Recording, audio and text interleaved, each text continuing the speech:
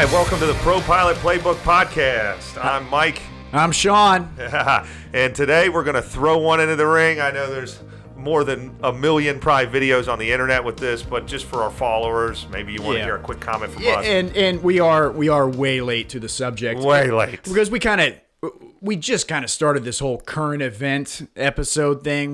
We'll filter these in every now and then. So we thought, you know what, this is still hot enough. We'll go ahead and do it. And besides, like you just said, maybe some of our viewers want our 2 cents on the whole thing. Yeah, the Kobe crash is probably the biggest aviation news story of the last 10 years, probably. I was very surprised how quick that preliminary NTSB report came out. I mean, they were, so much pressure on them to figure out what the hell happened, Yeah, and I think I'll start by saying there's a lot of big differences in flying airplanes than flying helicopters, and we're not helicopter pilots, neither one of us. I have flown a helicopter, but I've flown in one in Hawaii. It was awesome. But, just being around aviation, we do know a little bit. There's tons of videos of very interesting right now of actual helicopter pilots analyzing this crash and what happens. If you're interested, just check out YouTube. I mean, there's some really, really cool stuff. But some of the stuff that we do as every day as fixed wing pilots, that's what we call pilots that fly airplanes fixed wing, because a helicopter actually does have a wing. Yeah, it's called a rotor wing. When those rotors are spinning at that velocity, you have to think of that as one solid disc. Yeah. And it's called a rotor wing. Right, yeah. So we'll put in our 2 cents, kind of what happened, or not what happened, but just what we know. I mean, so this is an area of the country that most corporate pilots or airline pilots are familiar with. The golden state of California, Southern California, beautiful weather. Lots of people live there. Lots of rich people go there. So we're both very familiar with the area. That's a good point, that it is usually beautiful weather, although there is the smog thing. Yeah, it never rains. It's like Anchorman. He's the weatherman in San Diego, right? It's 72 every day. But Brick. That's right. What a great movie. So the flight. So this is my understanding of just rumors and. What does the Wall Street Journal say? According to people familiar with the matter, Kobe operated out of Orange County Airport, which is in southern LA, identifier SNA, right? Yeah. And then he had the Black Mamba, the helicopter that he kept there. I heard it might have been a gift from Nike. I don't know, but he kept that there at the Orange County Airport. And he would come in, and then that would take him, to wherever he needed to go. I think he lived up in Calabasas or something, which is in North LA, or it would also take him to the Staples Center. He had authorization to land at the Staples Center sometime for games. And I don't know if you guys have ever been to LA, but the traffic's real bad there. So traveling by helicopter is probably quite convenient, wouldn't you say, Sean? I would say so. Yeah, there's several days I wish I had a helicopter. Just living here in Cincinnati. Yeah. Oh, I hear you, man. So, but just to give you an idea of where he was going and where he crashed, so Orange County is on the southern part of LA, and then where he was going, I understand it was up near Camarillo to where he has a practice facility, is on the other north part of the city. So he had to transverse, and if you listen to the ATC, which is very interesting from the pilots, you can hear that. We keep looking down. Mike's got the ForeFlight app. ForeFlight app, yeah. Little shout out to ForeFlight. We both use this app every day when we fly, but he's looking at a chart of, and I can put this on the screen when I put this up, but yeah. Super dense airspace. Super dense, yeah. So you got John Wayne, SNA, which is Orange County. Then you go through, Long Beach. He flew over LAX near there. Burbank is another. Van Nuys. These are all. And he's doing all this VFR. Yeah. He's calling. He's bouncing in and out of frequencies of these folks' airspace. Yes. And these are busy airports. Obviously, everybody knows LAX is busy. I heard... And they are IFR at this time. And here comes this guy in a helicopter. Right. VFR. Right. I heard this, Sean, and maybe someone can comment if I'm incorrect, because I would think, from my perception, that Teterboro in New York City is the busiest airport for corporate jets. But I actually heard Van Nuys is busier. I don't know for corporate jets and that kind of. You know what? I don't know. Well, they say that that area, New York, Teterboro, Newark, and you got JFK, LaGuardia, whatever. That area right there is the busiest airspace in the world. But I suppose maybe for corporate aircraft. Yeah. These are major airports is our point.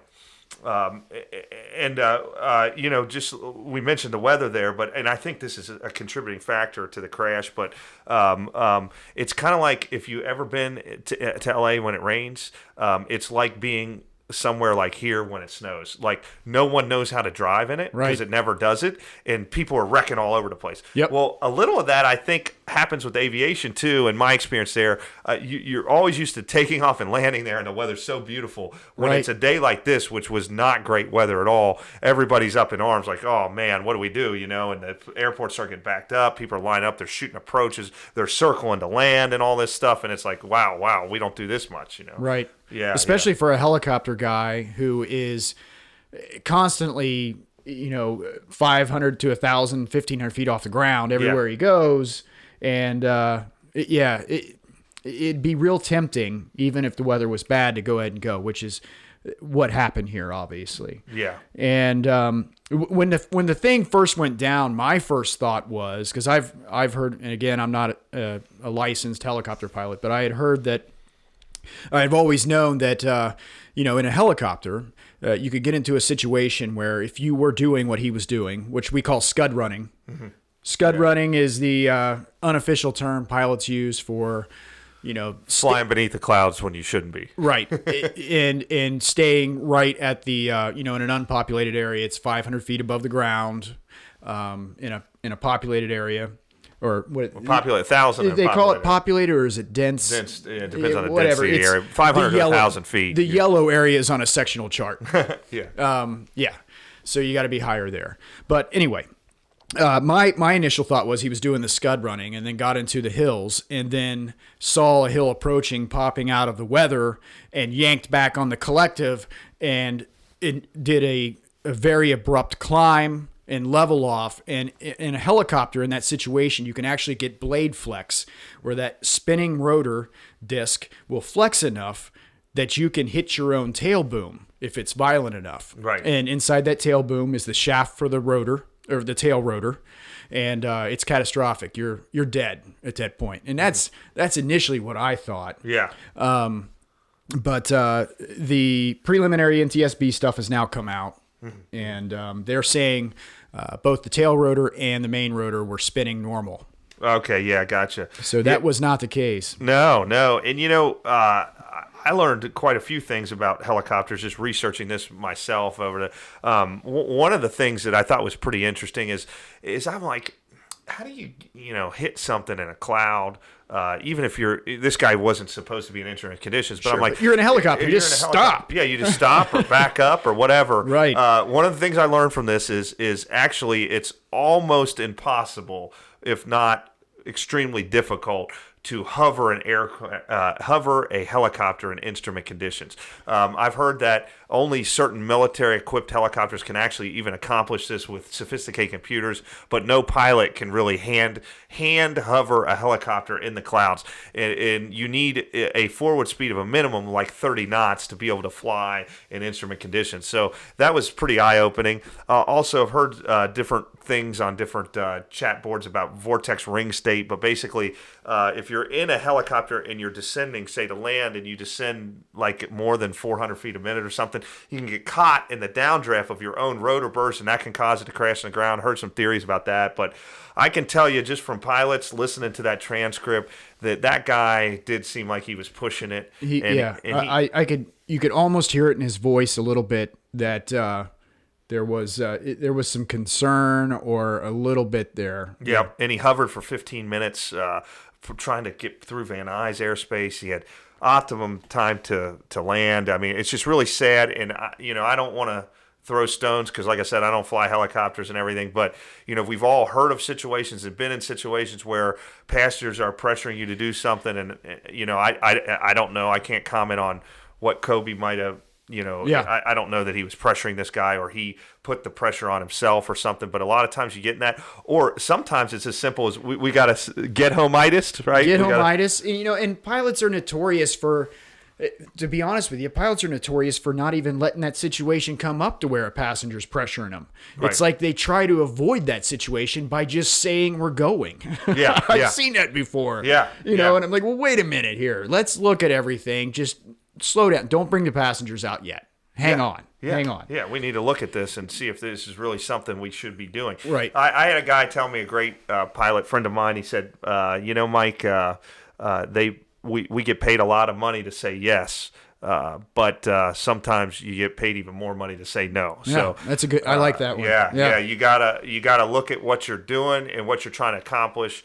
And in my experience, most of the passengers, if they knew what you knew, wouldn't want to go either. You know what I mean? But right. So you don't. I don't know. It's just a sad thing, and I hated to hear it. What just a tragedy, and of course.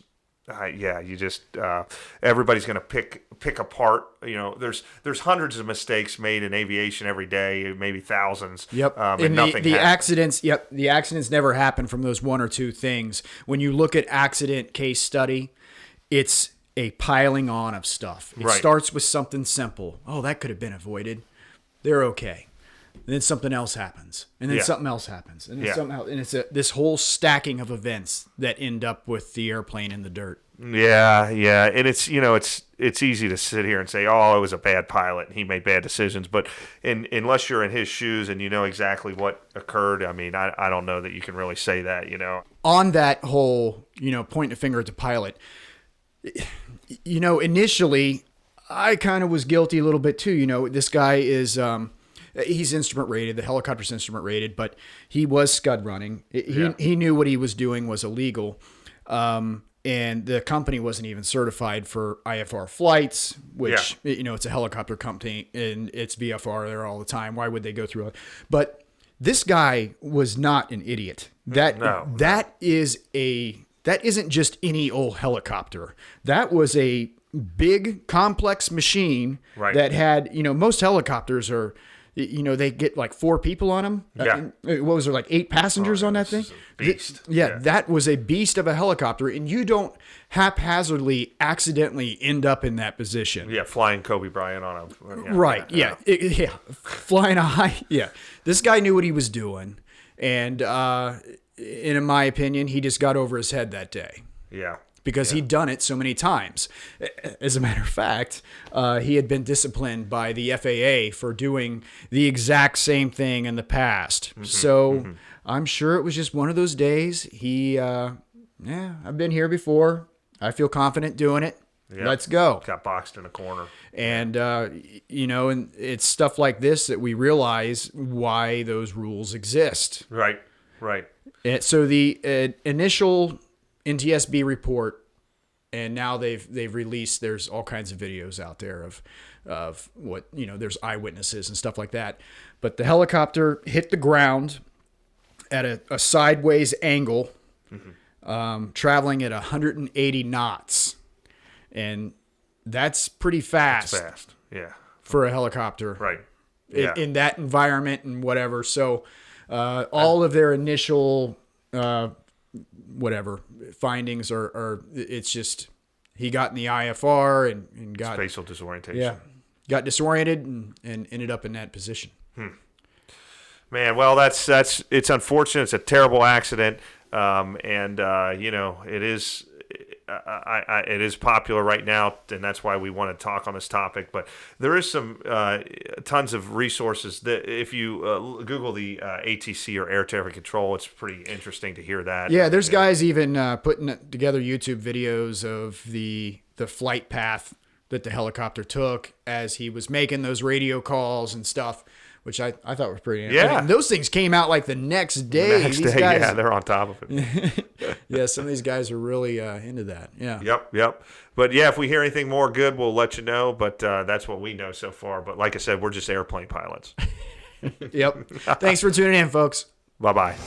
Hi, Mike here. And I'm Sean. Yeah, and we'd like to tell you if you've enjoyed this content that we're putting out on our podcast and you find a lot of value in it, you're going to find a tremendous amount of value in our actual course. It's called the Pro-Pilot Playbook. Yep, and you can find it at ProPilotPlaybook.com. This thing will save you thousands of dollars and years of time in your flight training if you were even considering becoming a pilot, or if you're already in the middle of your flight training, or towards the end of your flight training even. There is value in this product 20 times what we're selling it for if you want your flight training done fast, cheap, and correctly. The Pro-Pilot Playbook is critical to your success. That's right. It will help you immensely, and there's a 7-day money-back guarantee. If you buy the course and you feel it's not valuable, then just refund it. We'll give you a full refund. They're not going to need that. No, they're not. No, you're right. So check out our website, ProPilotPlaybook.com, and use the promotional code PODCAST. Podcast, one word, gets you 10% off. Yep, and we can't wait to help you launch your flying career. Thanks, folks.